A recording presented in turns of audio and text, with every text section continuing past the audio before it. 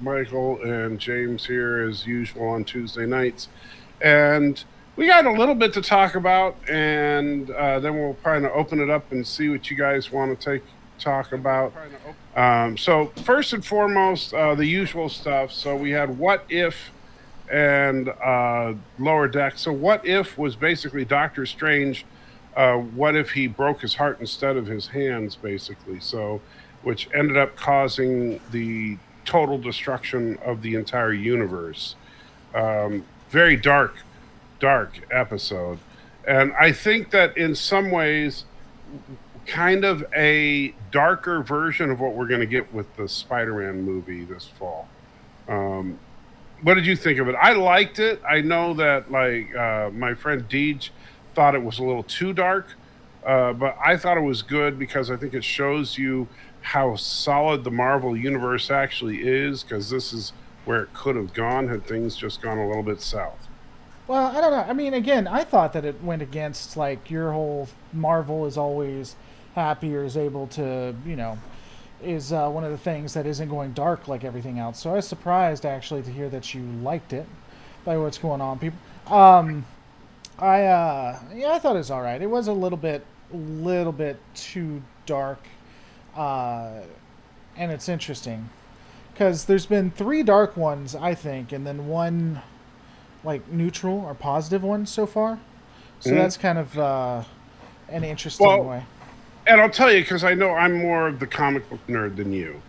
And What If was always because like with DC Comics, uh, Batman was always the odd man out, right? So Mhm. Batman was the dark comic book, right? Right.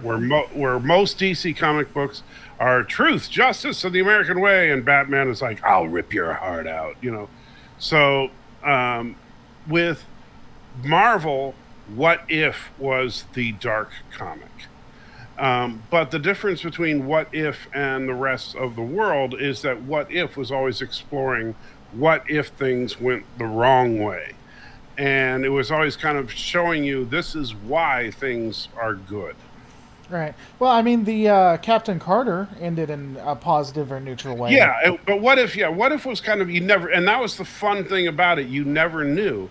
Sometimes the universe ended up better, but a lot of the times the universe ended up completely falling apart. So when you got the and sometimes it was just silly, like the Black Panther one, where all of a sudden Thanos is joking around in bars saying, "No, really, come on, we can wipe out half a life," and obviously that one is kind of played for laughs. Um, Well, that one and ended so, negatively too, right, probably because of that's the yeah, end. that one kind of ended with, well, the world's probably going to end up Right. dead. um, and so, but I think that I think What If is one that I always give a mulligan to because it is always peering into alternate realities. Um, and so, uh, but I enjoy it. But I usually like because I like the fact that if it and Arabic, thank you so much, shows a buck into the chat just because I do appreciate it, man. What If is always about just trying to explore where reality could have gone. Right. Um, not necessarily, but it's not trying to say, "Ooh, wouldn't it be better if things were dark?" I liked that the Watcher got involved. I think that was Yeah, really interesting. Uh, um, and he got pissed off too. He didn't just get yeah. involved; he got pretty pissed off. The Watcher rarely gets involved, but sometimes, yeah. In this case, yeah, the Watcher was watching reality come crumbling down. So, I had to. some, I'm sorry. I didn't mean to interrupt you. I was just gonna say I had to do a. no, yeah, but sometimes he'll say something like, because he knows it's not going to make any difference at that point because that universe is ending. Well, yeah, and I had to do a rewatch, but he actually was talking to the other Watchers. It appears like he was debating if he was going to try to help him or reach out to him, and at least I think he was. All of his eyes were glowing, and it looked like he was talking to somebody. I think I didn't get that. I think he was just talking to you, the Well, audience. his eyes were glowing though. It looked like he was talking.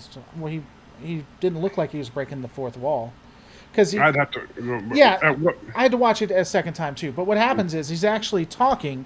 He pauses like he's listening to somebody, and then he continues on. He's like he says he's going down the wrong path. but I'm not sure, or we don't want to risk the other universes. And then there's a pause, like he's listening to something, and then he says, "Well, we don't want to. I don't think he'd listen to me anyway." That may be. I'd have to go. Let me go back. I'm gonna have to go back and rewatch that now. Yeah. With thinking of it that way, you might be right. Yeah, I mean, because I only caught it on the second one because at first I thought maybe it was the dude who introduced him who was like, "Hello, Armani" or whatever, Sorcerer Armani. But no, it was actually the Watcher. And again, it looks like, and that I think that adds a dynamic to it, especially I'm pretty sure I'm right, especially if I'm right, where he wants to intervene, but after talking, he knows it's going to be useless. And the fact that him intervening could impact the other universes kind of shows why he doesn't get involved. Right, because that would just impact more universes and cause a larger scope of destruction. Right. Yeah, he says other universes could be impacted. Because actually, that would answer. Because like my question at the end when he says, that if I intervene, it would just cause more destruction. And I was like, well, the entire universe is gone. What more destruction could possibly happen? But then, well, there are other universes, right? And maybe that's why that was there, because he talks about that. He says, I don't want to get other ones involved. I mean, he even says, more than anything, it only causes more destruction. Right. But I think I'm sorry, go ahead. Yeah, no, I think that's an interesting way to look at it. Well, and I think it's crazy because, again, it shows how powerful, like, he probably does have the ability to undo what Strange did, but can't. And that would have to be, that's probably why he's angry too. That'd be the most frustrating, to be able to undo all of that destruction and pain, but you can't, because it could end up worse. That would have to be one of the most frustrating things. He even throws it in his face, like, you did Christine. I mean, straight up, just brutal. And so that was the what if. I do hope they pull a absolutely insane what if by the end of the season, like they did in the comics, where they just go completely like, what if Wolverine had fleas and stuff like that. I doubt they will, but I think it would be fun. Zombies next. Is Zombies the next one? Is that okay? I know that they dropped a teaser, but I didn't watch it yet. And what they're thinking happens, or what the rumors are, is that I forget what it is, but during one of the movies, I think it was the movies, they had a vial. It was a base that all the Avengers were attacking, and they had a vial, and they think the vial just gets broken, and that's how they all turn into zombies. Okay. And hey, Kronos, how you doing? He says hi to you too, by the way. All right, so then we had Lower Decks with the Mugatu Reserve. Yeah. There were some really good parts and some not so good parts. Yeah, I would agree. I like how they ended it. That was pretty cool. By having the nerds solve the problem instead of Mariner? Well, and then using diplomacy to do it. Yeah. I like that. I think that so what I really liked about it, I did like that Boimler and Rutherford ended up solving the problem using nerd skills instead of having Mariner punch her way through the problem. Right. I do like the continuing to mix up who's partnering up with who. I think that's a good thing that they're doing this season, to not have it just fall into the same partner pairing with everything. I'm the bartender. I really like this bartender character they introduced, and I'm thinking he's like the anti-Guinan, because Guinan is like this wise sage on the Enterprise D that gives out great wise information, as opposed to this guy is just the ultimate rumor mill. Right. And so I love the fact that he's just the dead opposite of Guinan. So I thought that was all really good stuff. I think that Tindy, once again, is just kind of there. I think that they're Mariner, it feels like they're just trying to figure out what to do with her, because they've kind of made her a little too awesome. And honestly, the Mugatu sex scene was completely gratuitous. I didn't. I mean, the two Mugatu having sex on the log, I didn't have a problem with, but the third one sitting down and stroking his horn, I thought uh, that was over the top. It's not a Christian mating, is what you're trying to say. No, it's not. It has nothing to do with being Christian. It has to do with that. I think it crossed the line. For an animated series like that, I thought that was a bit much. I think Uh, any sex scene is too much in my opinion. I was just mhm. giving. By the way, Hiroshi Loves You says thesis: the quality of a Star Trek show is inversely proportional to the amount of karate fights, gun shootouts, and action chases.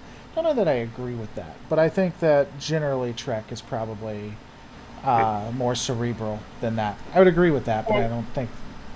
here's the thing: like Lower Decks, when it's at its best, is when it's poking fun at tropes in Trek, right? So, for example, Guinan giving out wise advice, make fun of it by putting a bartender that spreads rumors, Right. right?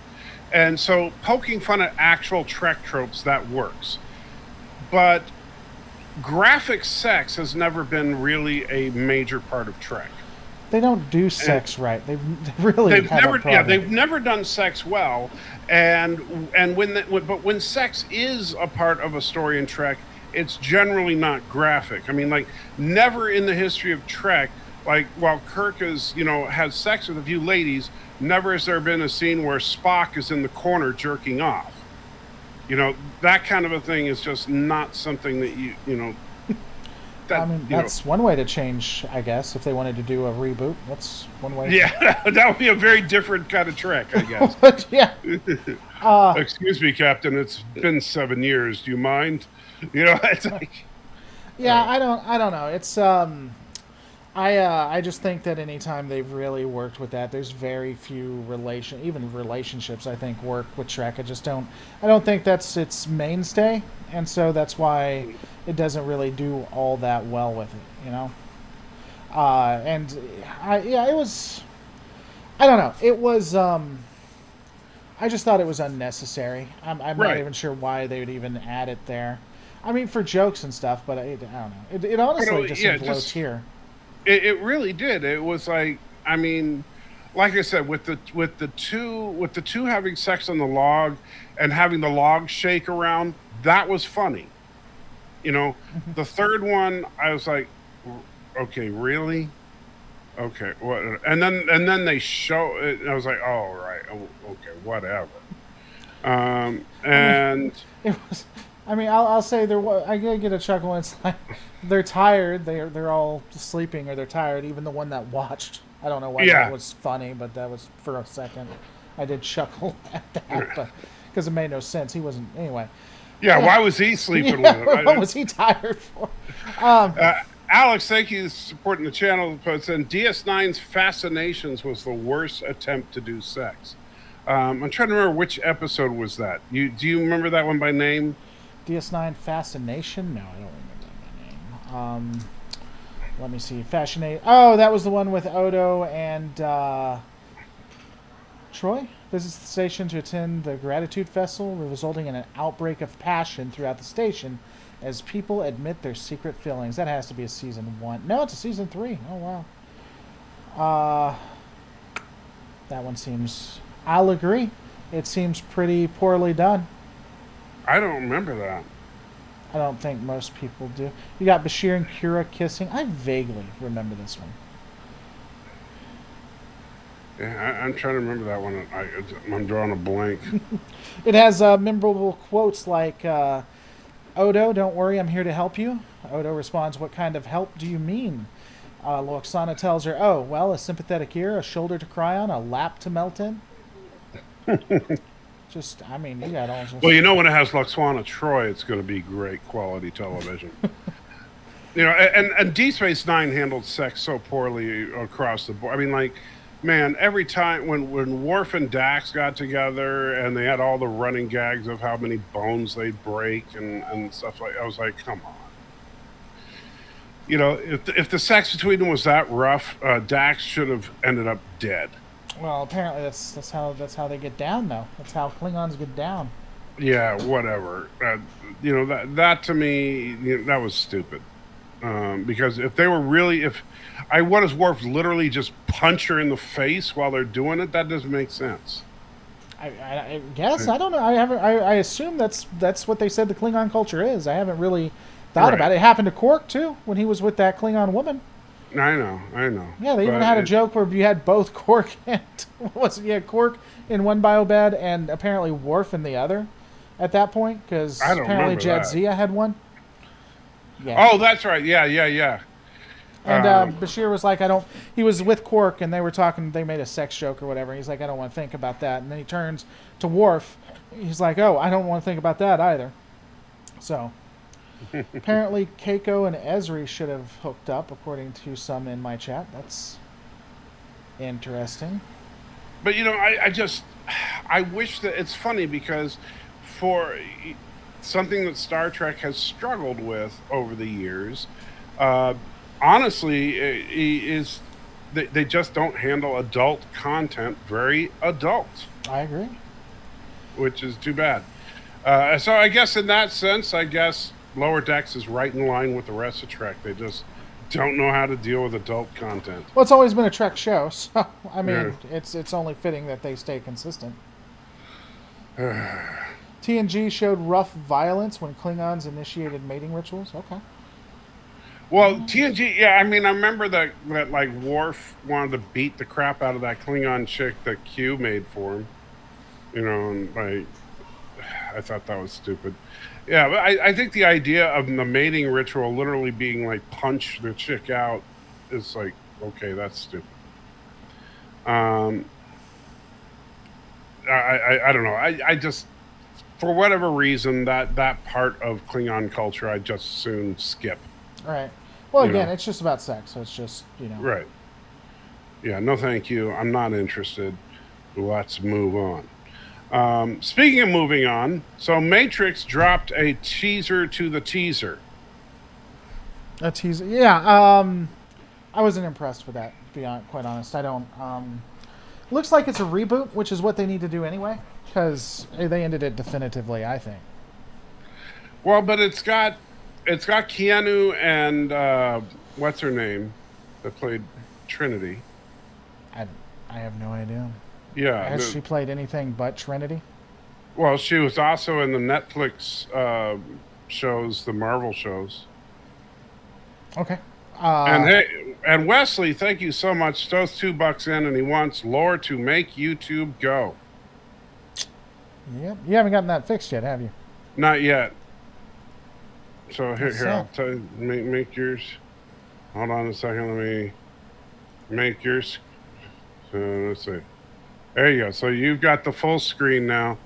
So there. Now you can do it for him. My shirt's bugging me. Make YouTube go, I guess. Yeah. Well, no, you got to go. I am Lore. I ain't getting the money. You can pay me and I'll do it. How much you pay? You $2? I'll take $1 for it. Yeah. I am Lore. I make YouTube go. Well, that's the best I can get for $1. I don't want that's $1 worth of super chat. I would right agree. There. That's what that is. She played a lawyer in Daredevil, Jessica Jones, Luke Cage. Yeah. Okay, I didn't know she was in Jessica Jones. That's interesting. Yeah, she was Jessica Jones's boss. Oh, she was. I remember that now. That's right, the lesbian. Yeah, I remember that now. So yeah, but yeah, it wasn't anything really all that interesting. I didn't think. The more interesting thing was the possible leak of the Starfleet ship.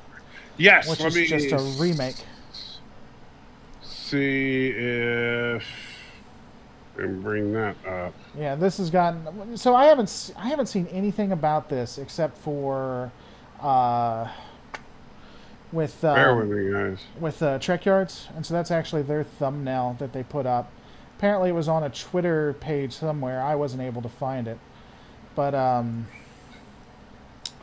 yeah. So they're apparently bringing that ship back, which looks like it's just going to be.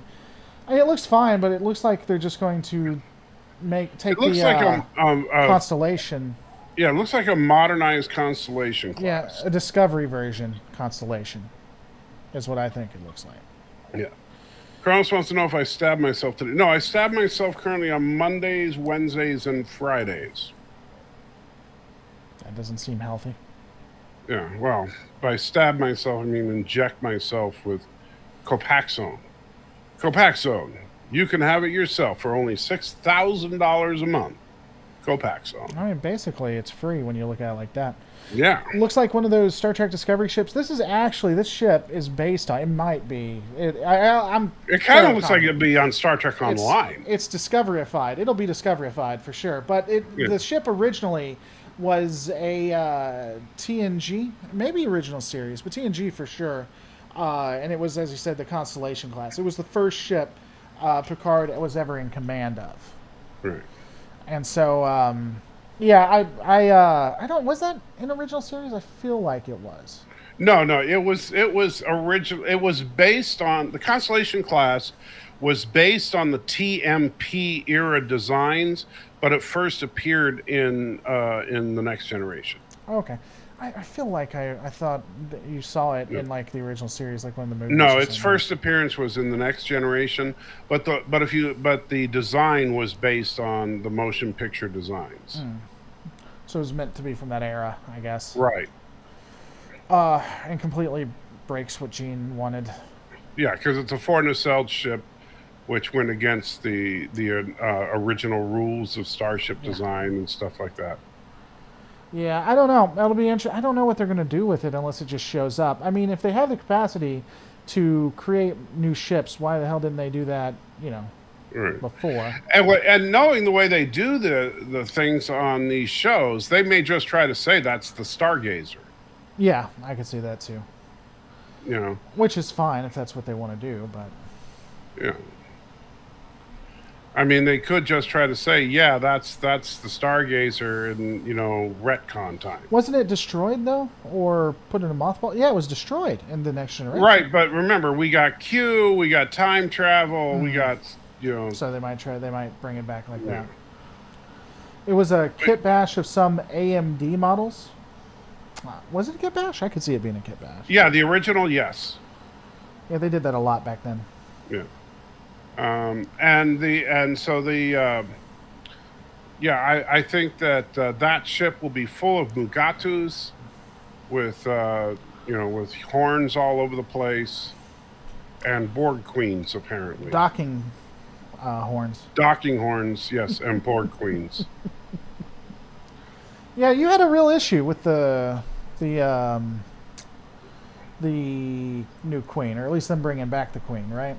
Here's the problem I have with the new queen. No, first of all, let me see if I can find her real quick. Screen cap, see what he's been looking up.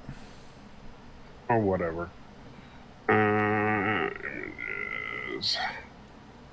So this is the new Borg Queen chick. And looking at the actress, and by the way, interestingly enough, I don't know if you know this, but her very first acting role was on Star Trek Enterprise. If you look at her IMDb page, so I think that's kind of cool.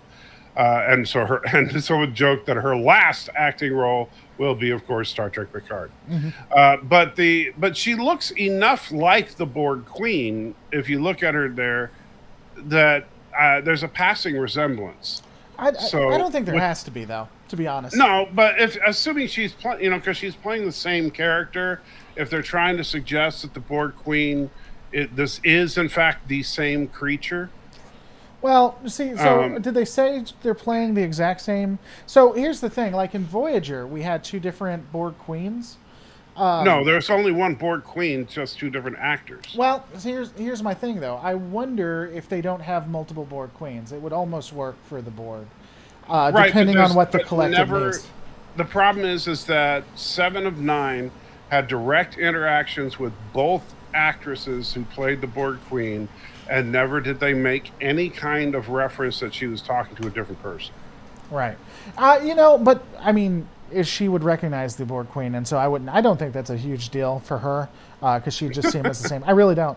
I think they'd be wise to take that theory, though. I think they'd be wise to say there's just different models of Queen, and just, even if it was never the original intent, just retcon it, That way, you can always just trade up queens if you ever need them. Well, I think that first of all, I think that she's meant to just be the same Borg queen.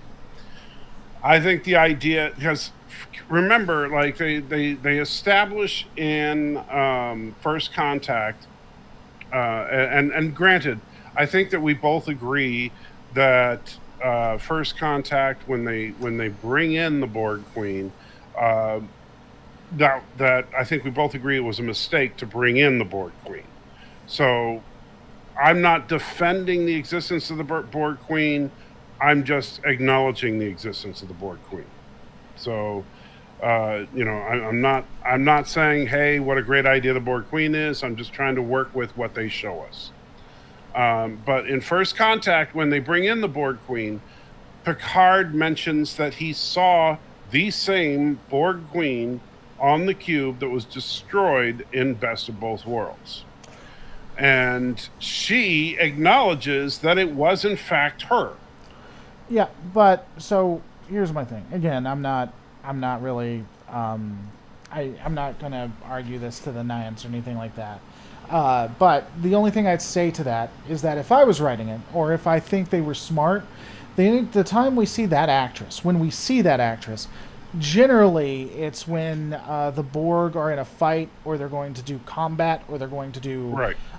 The other actress generally was more when it was ominous, or when they were just Right. messing with them. So you could argue that she's like a war queen or something like that. I'm not. I get it. Yeah, I'm But not saying. I'm just saying that what we see on screen doesn't support that. Right. Well, I don't know that it doesn't support that, but I understand. It's probably not what they were going for. I really think they could just retcon. They need to retcon the hell out of it. They should have said that the Borg Queen was just killed. A lot of people will sit there and say, "Ooh, Fire's playing some Fallout 4. Look at that. Go, pup."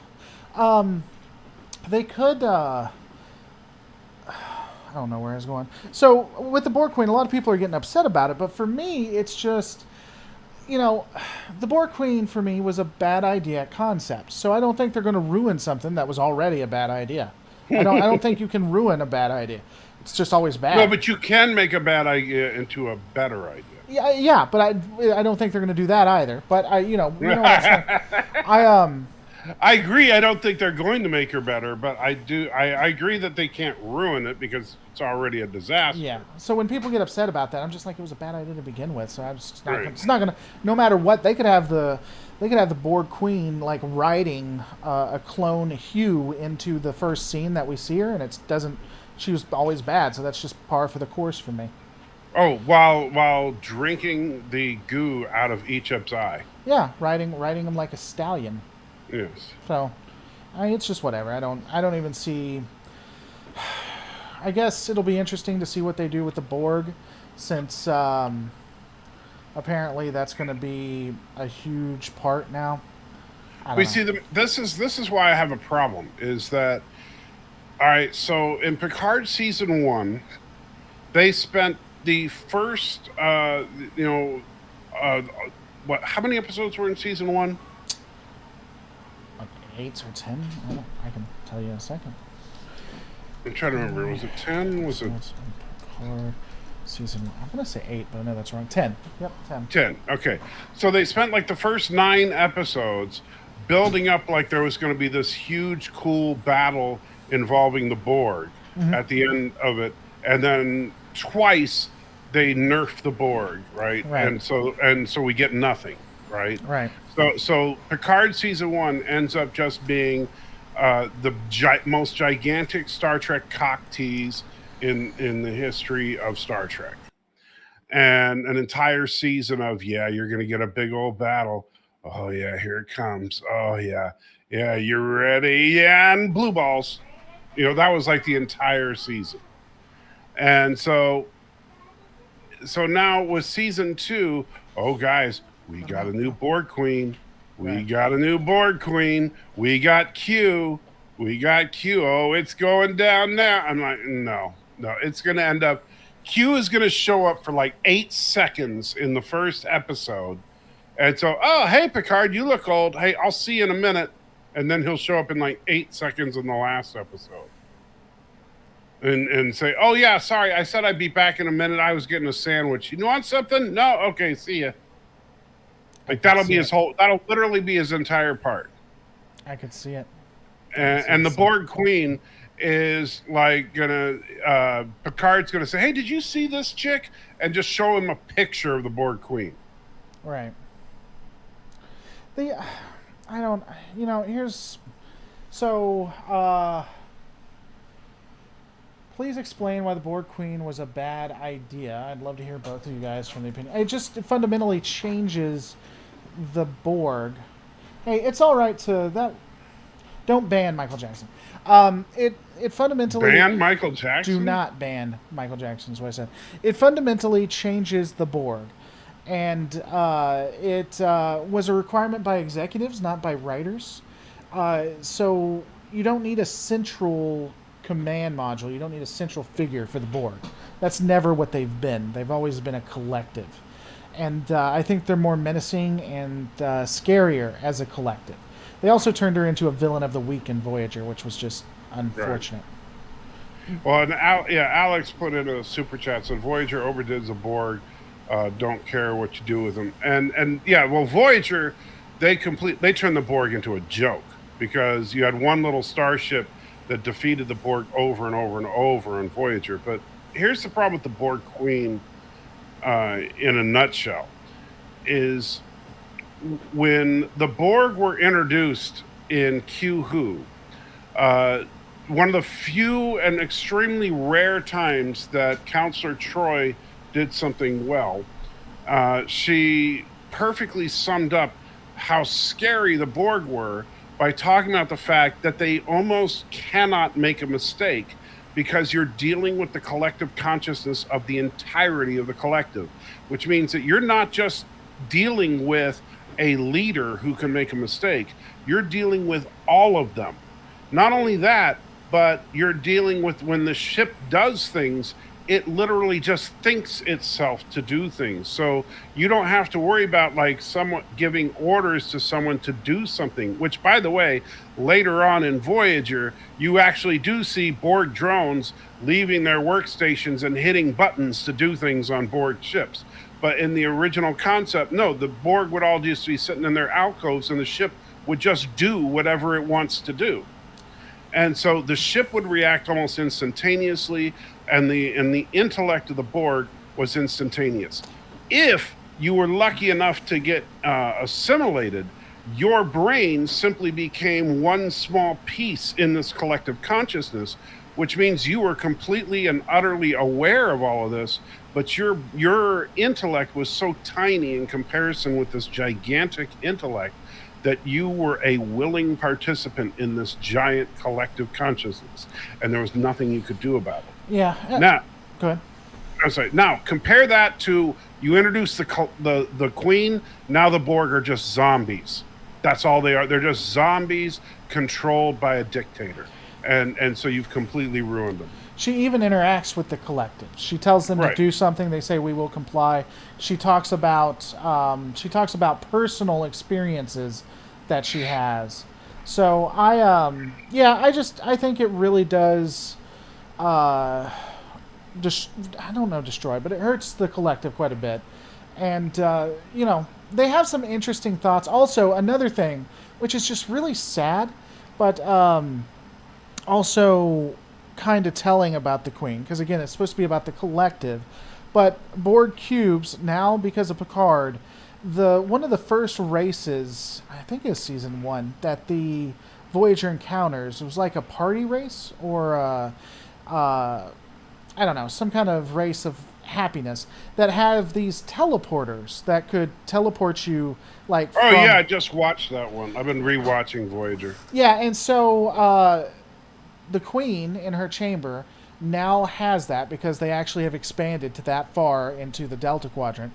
Now has that technology, and it's in the Queen chamber in case there's an emergency or whatever, which means the Queen takes priority. It's not a collective. It's not all about just one.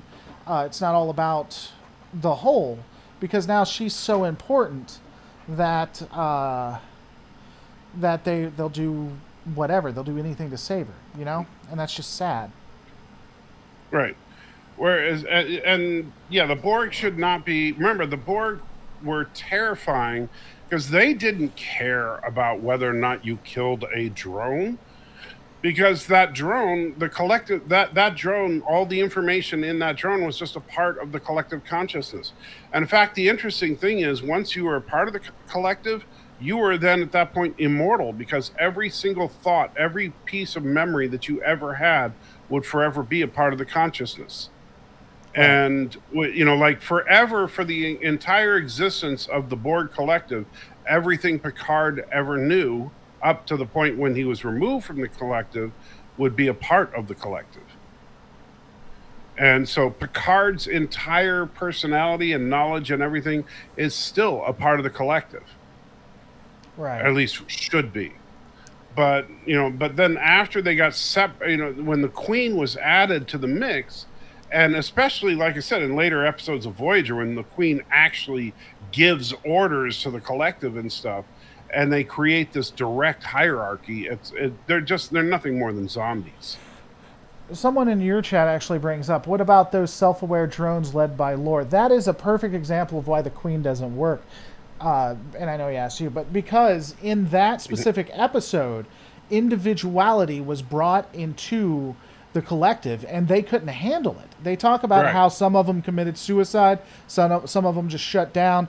They had no idea what to do with it, and so now you have someone who has always been there who has shown individuality. It's just it doesn't make any sense.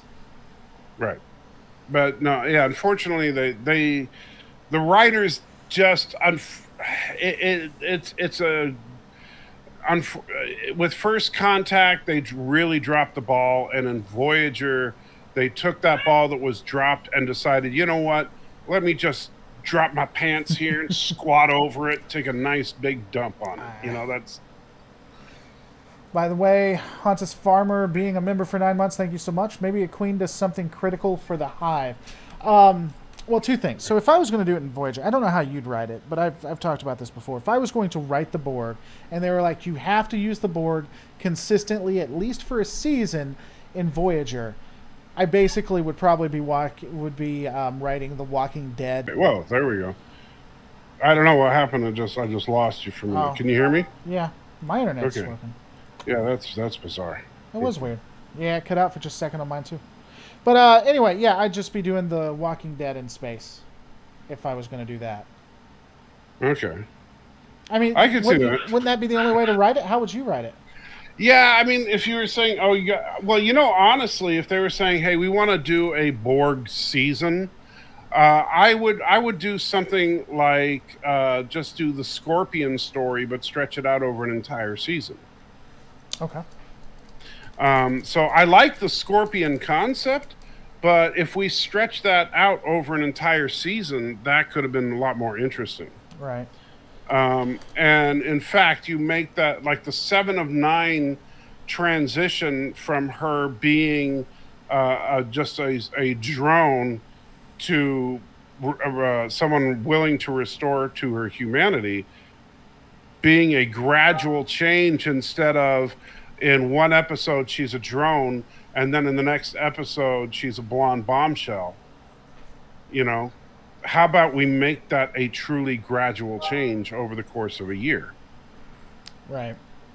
Because and you make it so that like you begin to notice like 3 or 4 episodes in that she's starting to grow hair, and that her body's starting to reject implants, and she's trying to figure out why. And the doctor figures out that, well, it's because since the collective has you acting independently, that your body's beginning to reject some of your implants, and she's becoming more and more of an individual, and she's beginning to be terrified by this idea of being an individual.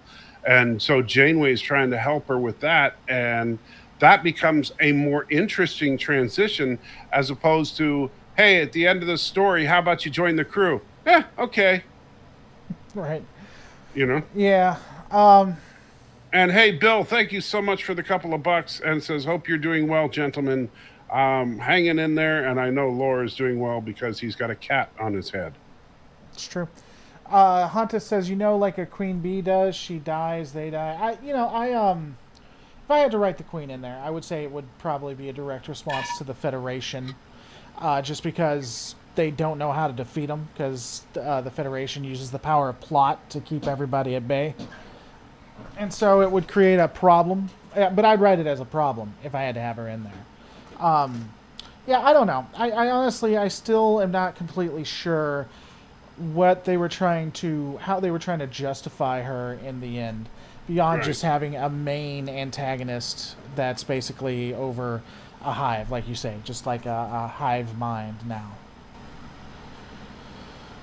And very good catch, Mike. That is indeed punchy. I just saw the new Matrix trailer. They changed the red pill to blue. I don't think they did that. Well, there was a red pill and a blue pill. Yeah, I think they were just playing off of that. Yeah. Maybe they sent a cube through time and tried to add that cube back into the collective in time period, messes up the collective as a whole. That's possible, for sure, I guess. I don't know. Again, like, even First Contact messes up the Borg.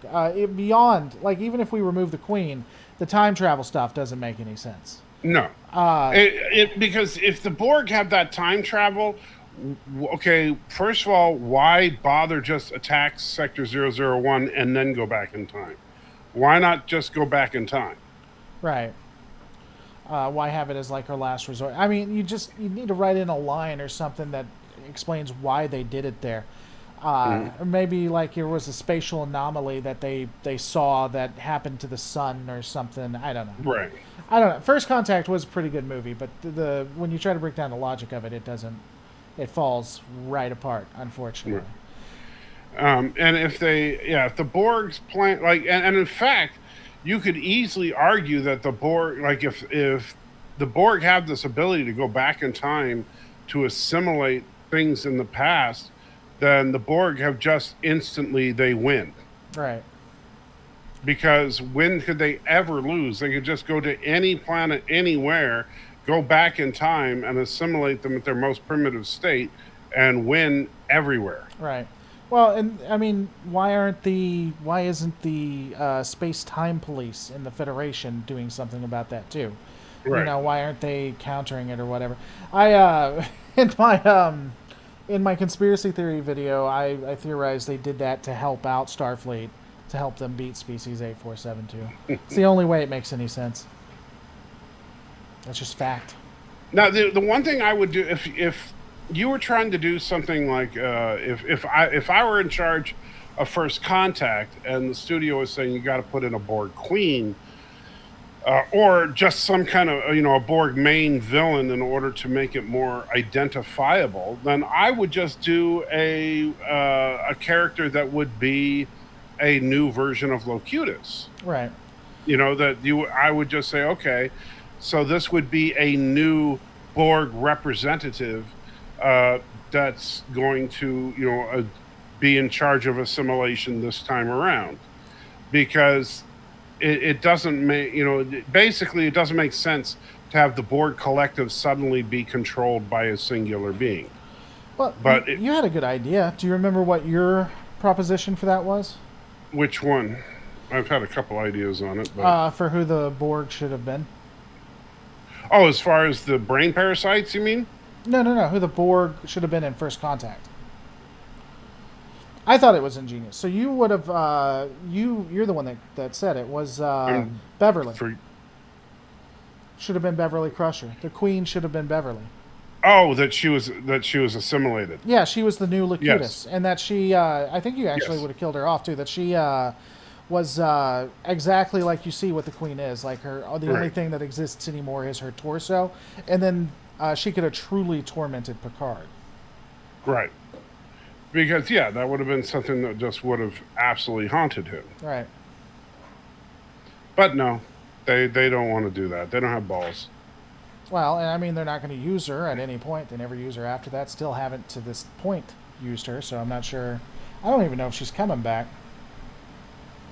Was it Beverly or was it someone else? No, it was Beverly. It was Beverly. I know for sure. And I'm 98% positive it was you that said it. It's in one of your videos. Yeah, I remember saying it was going to be somebody that was close to him, but I don't remember it being Beverly. But yeah, you have the Borg assimilate someone that matters to Picard. You can create that same level of tension, but the stupid thing is, yeah, the whole thing with Data was dumb. Having the Queen basically have sex with Data is dumb. The Yet you again, know sex not used well. Yeah, and yeah, just another example of Star Trek really doing a great job with adult content. It's just and the Borg Queen literally giving Data a blowjob in just the worst possible way. That I mean, just all this horrible stuff that could have been avoided if you had just had the Queen or not the Queen, but if you had the Borg assimilate someone that was truly close to Picard. Right. Um, and you make it so that now Picard has real motivation to go in there. Right. Uh, Well, and yeah. okay. Well, and so you take out the stupid Lily love interest Right. thing, and you put the Beverly storyline in there. You replace Lily's stuff with Cisco. You remember that was the other thing I wanted to do, which makes that conflict a whole lot more dynamic. And you can split up some of the leadership stuff with Cisco and Picard. Uh, where Cisco takes on some of the combat stuff, so you don't have Rambo Picard, but Cisco is a little bit more the Rambo type leader, and you have Picard with the relationship stuff, and I think that would work. Right. Yeah, I mean, I agree. I think they could have done it. I think there are things they could have done better. Of course, then you Yeah. have to do would have cost more too. By the way, someone said Gates McFadden wasn't interested. I actually looked it up because I remember this being talked about. It's not that she wasn't interested. So in a new chat with TrekMovies.com, Gates McFadden opened up on the lack of Dr. Crusher in Star Trek Picard. Speaking candidly about the situation, the actress reveals officially that she isn't a part of season 2. McFadden also says that she feels saddened over being left out. Yeah, I don't think they want Picard and Beverly to be together, and they've always been like that. So they've always had issues. What about getting the Dominion involved? Are you talking about in Picard? I think that I know people love the Dominion War, but the Dominion thing is over. I don't think bringing the Dominion back, bringing back a defeated enemy, is honestly not that going to be great. Keep in mind the Borg. The reason I think they keep wanting to bring back the Borg is the Borg have never been beaten. The Borg have had setbacks. In the finale, they got the living hell. Now I was saying in the Voyager finale, I thought they were beaten, but apparently no. Apparently, just that one hub was taken out. Right. But, yeah, they kind of left it a little bit open, but really not. Seemed like some Borg were impacted and some weren't, but yeah, it really felt like they were pretty destroyed. Right. What do you think of a changeling Borg hybrid that both look? By the way, before that, Jim, I don't think they're really staying away from Deep Space Nine. They really don't seem to like it, so I don't think they bring anything to do with it. And I think part of it is because most of the diehard Trekkies, if you really follow Trekkies out there, you have Kirk and Picard fans. That's 90% of your Trekkies. Mm-hmm. And I'm not saying this to be a jerk, but there just aren't that many Cisco Janeway Archer fans. Yeah, I don't know that I don't know that I agree with that. I would say it's probably a bit reversed, given how they're more appealing to non-legacy fans. I would probably say that you're. I don't know that it'd be 90%, but I'd probably say you're edging up on, especially like Janeway. I'm saying legacy Trek fans. Right, but what I'm saying is I don't think they're really worried about appealing to legacy Trek fans. I don't think that's what it is. They just seem to have a problem with Deep Space Nine.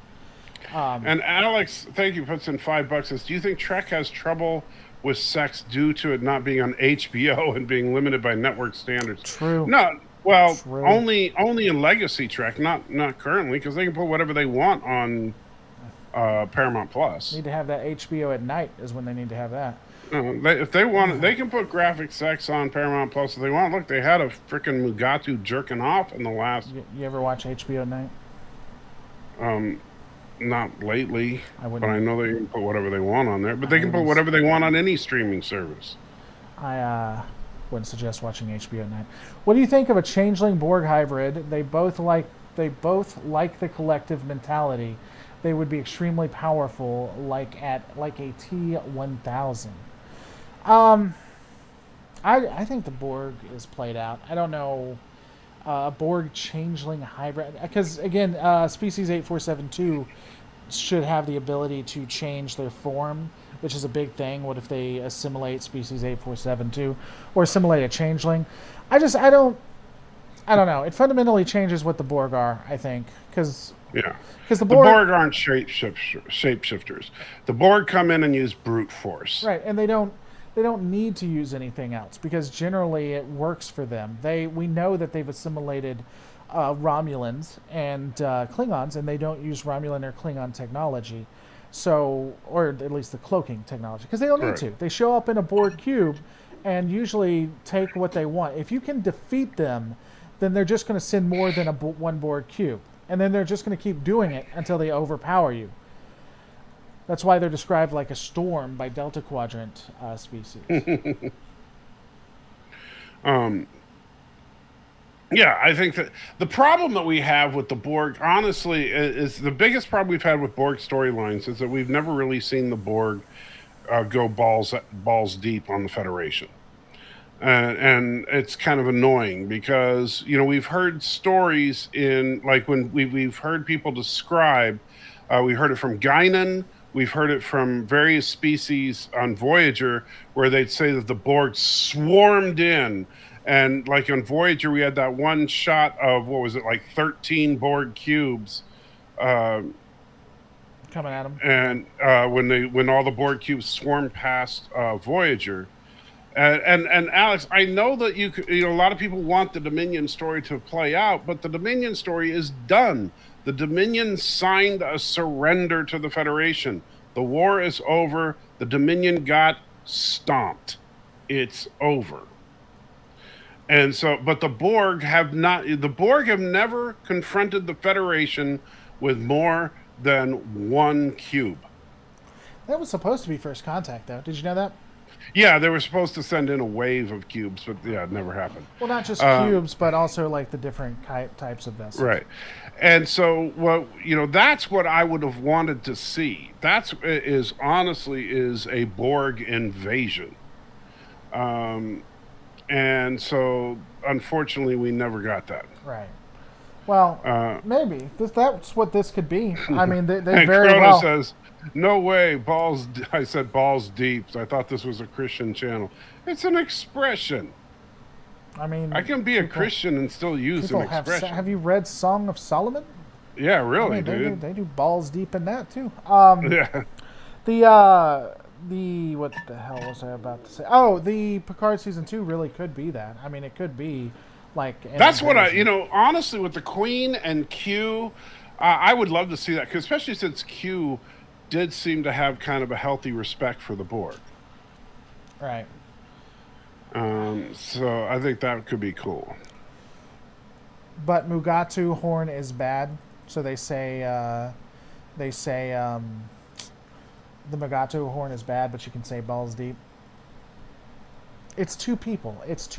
Two consenting people. Well, the Federation may not be ultimately they're consenting.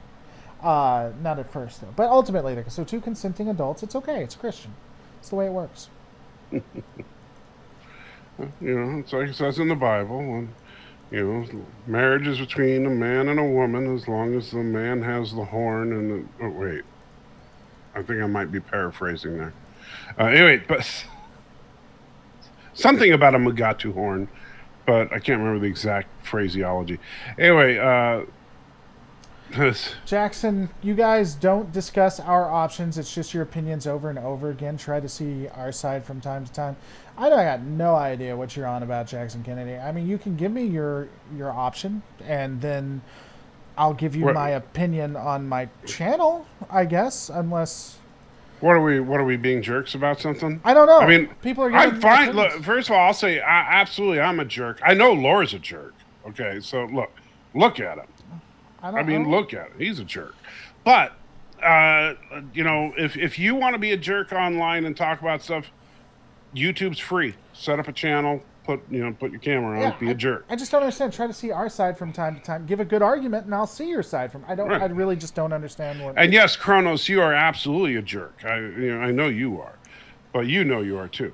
Enterprise made the Borg scary again. Then Picard made them a joke again. I'm getting that Well, wrong. Enterprise did make the regeneration. Is what you're talking about. Enterprise did do, and notice, you know what they did in regeneration? They didn't show us a freaking Borg queen. You know, because again, what makes the Borg scary is when they're simply working in unison. When we have a Borg queen directing the action, they're not scary. In Picard season 2, we have a Borg queen again. Right. So the only time, and this is the funny thing, the only time in the entire history of the Borg that the Borg Queen was scary was for the 3.5 seconds that Seven of Nine was the Borg Queen. And he stepped back. He's like, "Are you going to assimilate me or whatever?" Yeah, when Seven of Nine's eyes turned black and she was taking over, I was like, "Holy crap, it's going dead!" And then they opened up the garage door and all the Borg were dead, which made no sense. And I was like, "Oh." I wonder if that's going to be a part of it too. Maybe Seven is going to be offered to be the new Borg Queen or something like that. You know. I honestly, actually, I could somewhat see that as a natural progression of the story, given all of her interactions in Voyager, Right. because she ultimately is, given the choice to return back to what she generally had always known, you know. Well, I was just so angry because when she started to take over, I was like, "Oh, it's going down." But they opened the door and it killed everybody. That didn't never made sense either. Yeah. I guess the Borg forgot that they could just not go flying out. That they couldn't survive Yeah, in space. Yeah. right. Yeah. I don't know. What would you have wanted them to do, though? You know. Well, honestly, like when that Borg ship and then somehow the Borg ship still had enough Borg to work anyway. You know, because it went flying through the anomaly, and when it came out, I was like, okay, so at least we'll get to see the Borg ship fight the Romulans or the super space robots. But no, then it gets taken down by flowers, and then it crash lands, and it's like, where are all the Borg? You know, I don't get it. So I don't know. I was just really I don't know. What I would have loved to have seen is that Borg cube fight the entire armada of Romulan ships. That could have been cool. I don't know that they. Well, I don't know that they had the budget for it, but that could have been cool, for sure. Right. Um, Well, you know what? It would have been better then. It would have been a whole lot better than Riker ordering his cabin in the woods to turn on cloaking sensors and raise shields. I mean, by that time, it's possible that they might have technology like that. I think it would have been interesting maybe to have a three-way or well, I'd honestly maybe have What, Picard and Riker and Troy? no, yeah, I'd like that with a Mugati in the back, just looking through Yeah, the horn out. He's looking through the. The next morning, they're all sleeping together with the He's Mugatu. got a bunny corn in his hand. Yeah, and the Mugato's right next to him. He's sleeping. No, like have the Federation, the Borg, the Romulans, and then the actual race of Datas or whatever. Even though that doesn't make the best of sense, and just have like a shootout with nobody on anybody's side, just trying to figure it out. That could have been interesting too, I think, depending on how they did it. And Deej, you got to bring the bunny corns into it. They're just like mini Mugatus now. What are the bunny corns? Maybe You I remember missed the them. bunny corns? That's what they put on pizza, apparently. What? you talking about? That's what Riker was putting on the pizza. Oh, the thing. No, they don't eat meat though. So that's not No, right. they did. No, it's impossible. It was a vegan. It was a vegan. They bunny killed corn. a bunny corn and put it on their pizza. It was vegan. They don't eat meat. Remember? Well, only a bunny. Then bunny corns apparently are walking, hopping, vegetarian toppings. That's what I'm saying. Obviously, because they don't eat meat.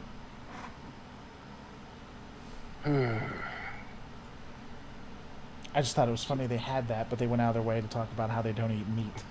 Well, they apparently eat meat now. Season 3 of Star Trek Picard, I want to see Space Nazis. Well, you have Space Nazis. They call it Starfleet. Oh, when are we going to get through a show without you saying that word? That's what they said. It was on mine. I didn't say it. Oh, so that means you have to say it.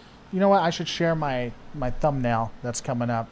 No, Just put yeah, it that straight would on just put it straight on the chat. Yeah, for those of you that don't know, he's making a thumbnail for a future video that includes the symbol of the political party for the Germans in the 1940s. It's the you can share it on your stream if you want. It's the O for Utopia, because I'm going to be talking about the Starfleet Utopia. It's going to be what happened to breed? People still breed today. I'm assuming you mean Breen. Yeah, the Breen, they went back to the Star Wars universe, I think. And nothing happened to them either. How? So the Breen. Yeah, nothing happened to them. They just went back and got to keep everything. Right. How uncomfortable would Elnor's sex life make you? Not Elnor? Elnor, yeah, the elf. Choose to live. Who cares? I don't know. I mean, I guess. Depends. I mean, he can be snuggling with a Mugatu, I suppose. You really are into that. That has impacted you in a deep. I'll bet you he could cut off that Mugatu's horn in like half a second. I mean, maybe. There was a few points in season 1 that felt like it would fall into later seasons. I hope this is the case and they were not just tossed on the cutting room floor. That's the problem with Disco Era writing in all iterations. Lower Decks can just get away with it because they're more just one-off episodes. They bring intriguing plot lines and interesting ideas. They either never follow through on them or they fix it within like 2 episodes. Right. But yeah, they drop stuff like in Discovery, like season 3 of Discovery. They were like, what's her name? Dittmer? Oh, man. Dittmer, yeah. Dittmer's acting strange. Hey, everybody, Dittmer's acting really strange. Notice ever since we got here, Dittmer's acting really strange. And, oh, hey, Dittmer's fine now. Yeah, that was just PTSD. And it's like, oh, yeah, she's fine. Yeah, I mean, they had a lot of good ideas, and they put all of them together instead of exploring them. Like, what if the Federation was fractured, and it was so fractured that it left Earth to protect Earth, and Earth became isolationist? Or what if the Federation removed itself from a certain area, and then pirates moved in? Or what if they couldn't use dilithium, they couldn't use dilithium reliably? Like, you have things that could be interesting ideas, but those need to be like season arcs or maybe half season arcs. You know? Any one of those ideas could make a really compelling season-long arc. Right. But you throw all the things they throw in and try to resolve it all with, by the way, the burn was a trans-dimensional temper tantrum. Right. Like the Navarre Civil War thing could have been a couple of episodes. I think that would have been interesting, where like Vulcan thinks they're responsible. They secede from the Federation. The Romulans have joined or are already a part of it. Right. The Federation returns to Vulcan or Navarre to try to get them to come together or try to figure out what's going on, and then that causes a civil war. That's an easy 2 or 3. Honestly, I think reuniting Earth, Vulcan, the core Federation worlds. Right. That should have been the entirety of the season. Instead of literally having an episode of Scooby-Doo for the Earth episode.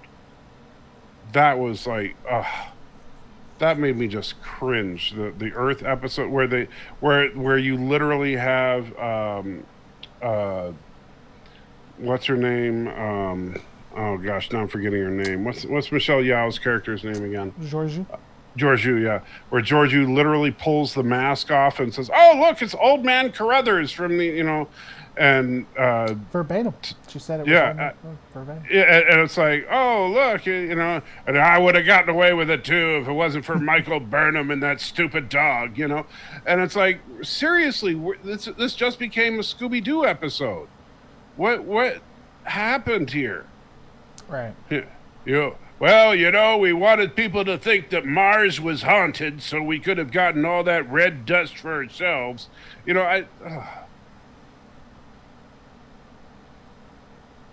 So yeah, I hated that. And then so they just wanted everybody's a dick. That was the storyline of season 4. Everybody on Earth was a dick. Everybody at Vulcan or Navarre or whatever was a dick. Everybody on Trill was a dick. How instead of exploring these ideas, finding out why the people on Earth were isolationists, digging into why the people on Navarre were worried about the people on Earth and the people, getting into it, going back and forth between them, working out the cultural differences, and spending the season unpacking this and getting them together, and then at the end of the season, signing a new Federation charter. Right. Yeah, as I said, it would have been interesting to go with things like that. Right. Then you work on, in the next season, okay, hey, and I'll even be cool with make Burnham the captain if that's what you really want to do. And then in the next seasons, try to figure out what's up with the lithium. Right. Well, I think it would have been interesting to, what I probably would have done, or what I think would have been interesting, is to have Starfleet and the Federation, and you still have the Emerald Chain, and basically both of them are trying to sway the 4 core worlds. Then you have your villain there, right? Where they and you that way you make it political. You could almost have like a Dominion War-esque, but not as large scale or whatever, where they're just trying to convince both sides. Yeah, again, they come up with a lot of possibly interesting concepts, and then fix them in 2 days. Right. Yeah, I think that would have been a much more interesting season. Right. But Bird of Prey 5 is Chang. Well, that is true. But we know that. All right, so yeah, that was a mess. What's the next one about before we get off? The next, let's see, let's do this. Next Lower Decks episode. I have no idea what is the next Lower Decks going to be. That's what I'm taking a look at. See if we got any kind of interesting information. What episode would that be? Episode 6? Episode 5, I think. That's season 2? Yes. Let's see. Hold on. Let's see. Let's. Not gonna play it because I know that we don't want that. And apparently, well, you can play it. I can't. I'll get taken down just like you, buddy. Well, that's fine if you get taken down. Well, that's all right. You want me to talk? You seem okay. You seem okay with putting 1940s German stuff on your channel. So this I'm glad you brought that up. So this is really a good. So to that point, you guys might start seeing a lot more pro 1940s Germany stuff, as well as Soviet Union. I've decided to rejoin the fandom menace. So I'm just really excited about that. So well, now are you going to become a Californian? No, I mean even Phantom Menace isn't that bad. God bless. I'm pretty sure there are Californian members of the Phantom Menace. Well, yeah, I mean, it's kind of like not all. I mean, not all.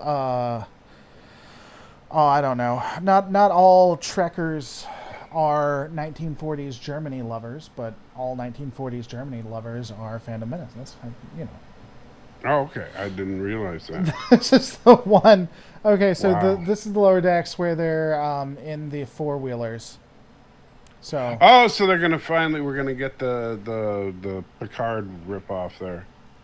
Yeah. Well, is that a Picard? Well, they're in a shopping mall, so it's not a straight. Well, no, but remember, the Picard wanted the stupid dune buggy for making Nemesis. Remember, Okay. Yeah. Yeah. That's where that they got it was from. Patrick Stewart wanted it. Right. You will talk well of my mother country because we have ways of making you talk. Now everybody's. Well, it's okay, So just so you guys will know, and that if you want, so basically, if you want your communist or fascist content, Lore Reloaded is the place to go. I mean, I can't compete with the larger channels, but I'm gonna do my best to help out. Are you gonna like get a Lore Reloaded communist theme song going or something? All red, yeah. You know, Don't do it to the Soviet march. you should do that. You should really do that. It's gonna get ripped, and we'll have to deal with stupid people not understanding joking. No, Thank you you. should add. Thank Yeah, you, so Trekker. I appreciate it. It really is. Wait. It's gonna show up. People are gonna get pissed off about it. I'm gonna get canceled again. Thank you. you're the one that started this. So I'm still gonna blame it on you because that's what we do. Mirror Lore is probably a nice person. If I had to guess, I don't know. Mirror Lore. Yeah, they're just saying Mirror Lore without a goatee. Oh yeah. I'm pretty sure Mirror Lore Reloaded is a nice guy. I was thinking about doing a video just theorizing that the Mirror Vulcans are the true heroes. That's right. Steve Shives is the real best source of communist Trek content. Mirror Steve Shives is an absolute hero. No, not Mirror Steve. They were saying Steve Shives is where you go for your Trek communist content. Well, so you should team up with Steve Shives then. I could see that happening. That seems legitimate. Yeah. Well, if you're going to go straight up Soviet level communist, You still have him as a Facebook friend? Steve? Yeah. No, I haven't talked to him for a little while. But you could still have him as a Facebook friend. I still have him as a Facebook friend. I don't, not since he might still be Facebook friends with me, but I unsubbed from him on YouTube when he told me to. Yeah, I did as well. When he said if you're a conservative of any kind that you should unsub from me because I hate you, basically. Well, that was worse than that. It wasn't just saying conservative. If you disagree with him for any reason. Yeah. And so I was like, okay, fine. You really gonna be that much, fine, dude. Yeah. And that's the problem. Like, I don't mind. Look, I get. I've said I'm not an ideologist. So while I'm liberal on some issues, I'm conservative on some issues. I like to argue, but I don't mind if you're liberal or conservative as long as you're willing to come and bring a fight on it. Let's fight. But my problem is if you're seriously going to say you can't be my friend if you disagree with me on a political issue, you got massive problems. Right. Because just on the ideology, because if I'm going to sit there and say I'm a Republican let's say with the recent elections, I'm a Trump supporter. If you're a Biden supporter, you can't be my friend. That's dangerous, or the opposite. I'm a Biden supporter and you're a Trump supporter, so you can't be my friend. No, I'm not. I'm not playing that. That's stupid. Because I see, to me, you're a person. And then, if we want to fight about politics, that's fine. We can fight about politics but to me, fighting about politics is no more important than fighting about, what's the best flavor of ice cream. Yeah, I mean, I have my opinions, and I am obviously just exaggerating when I say stuff like that about the Phantom Menace. It doesn't necessarily matter to me whether you're Phantom Menace or not. I really more talk about the ideas.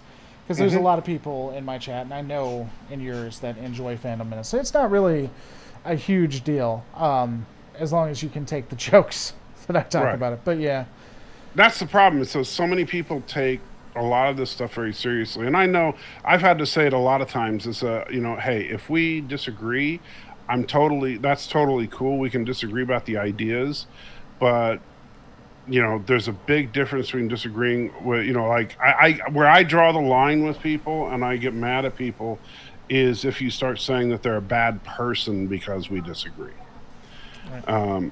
I don't like it where I get mad at people, especially the Phantom Menace people, When I get mad at the Phantom Menace people is when they start insulting the person as opposed to the concept. You know, like if they say that, J.J. Abrams is a bad person because he made a bad movie. And it's like, no, you can talk about how much you think that this movie sucked. You can. I mean, I will go off on Last Jedi with the best of them, But I'm not going to say Ryan Johnson was a bad person just because he made a movie that I thought was one of the worst movies ever made. Because I hate The Last Jedi with a passion, but Ryan Johnson, never met the guy. Right. I'm sure he's a perfectly nice guy, or maybe he's a complete douchebag. For all I know, he could be almost as bad as you, but I don't know. And unless unless Ryan Johnson comes onto my channel and talks to me, I have no idea if he's a nice guy or a complete douchebag. So I'm not going to sit there and insult him. I'm just going to say, you know what? I think it was really stupid that Princess Leia pulled the Superman move, and that they made Luke Skywalker into a deadbeat, and that he was drinking blue milk, right, or green milk off the teat. I'll talk about how stupid that stuff was, but I'm certainly not going to insult Ryan Johnson. I'm just going to say this movie sucked. Right. Well, I mean, he And of course I'm ripping on Lore because I know Lore's a jerk. He's not from California, so he can't be that bad. I don't know if he's from. I don't know where he's from. He works in California. Okay. So he's not that bad. But we're gonna end it on that. There we go. Yeah. So what can you really take away from tonight? Well, Lore Reloaded is really, really one of the worst people ever. I'm gonna share my thumbnail real quick. I want people to see how cool this thing is. Before we get off. So that I'll get demonetized. You'll get a strike. Yeah, see, that's exactly what would happen too. You'd get a little warning from YouTube saying you shouldn't do that, Lore, and then my channel's just gone. They just say, "Oh no, you're dead. We're done with you. You can't live stream for 3 weeks or something." Yeah. All right, guys, take care, live long and prosper, all that crap, and yeah, YouTube hates me, but that's okay. I hate Lore even more, or something.